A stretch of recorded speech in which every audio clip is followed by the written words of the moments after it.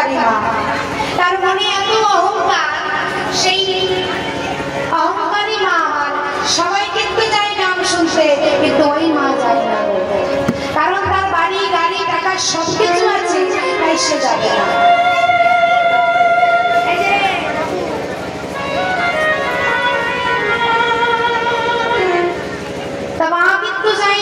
এদিকে সাধু শুনতে পেয়েছে যে সবাই আসে, কিন্তু ওই দাম্ভিক অহংকারী মা আসে না। তাই ব্রত নিলেন যে করে হোক ওই মায়ের বদলে কৃষ্ণ নাম বলাবই বলাবো। তাই প্রথম দিন চলে যাচ্ছে, কেমন করে দেখেন,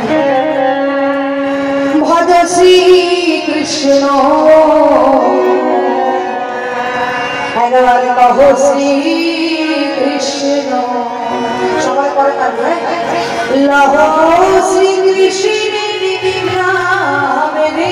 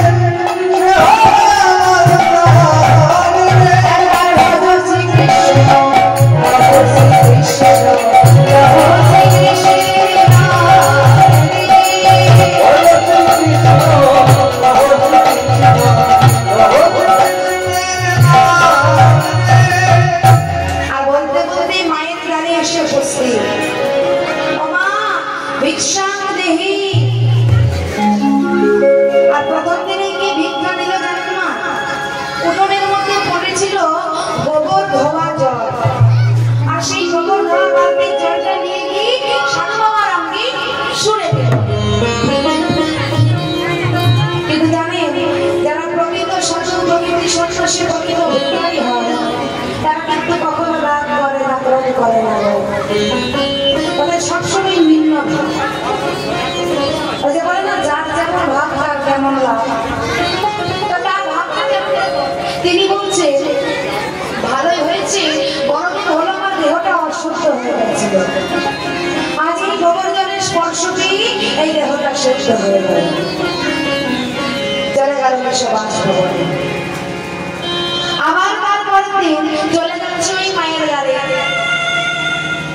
ভিক্ষা চাই যাই, আজ এসে আবার ডাকলেন, ও মা ভিক্ষা দেহি।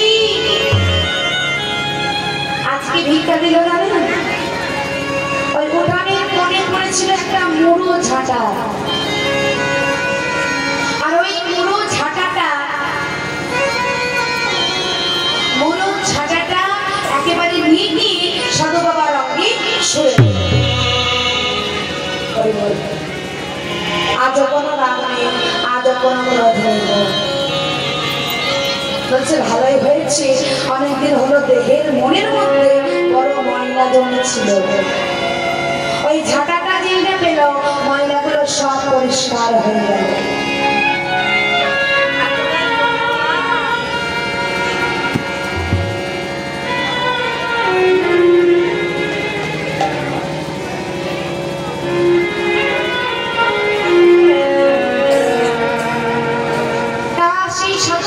চলে গেল বাড়ি, কিন্তু ওই যে ব্রত নিয়েছেন নাম কিন্তু মায়ের বদলে বলা হয়, তাই আজ আবারও চলে যাচ্ছে সেখানে, আজ আবারও চলে যাচ্ছে। আজ কিন্তু শুধু কৃষ্ণের নাম নিয়ে নয়, আজ রাধার কৃষ্ণের যুগল বিগ্রহ গৌর হরির নাম নিয়েছে, যাতে আমার রাধারও নাম হয় আর কৃষ্ণেরও নাম হয়।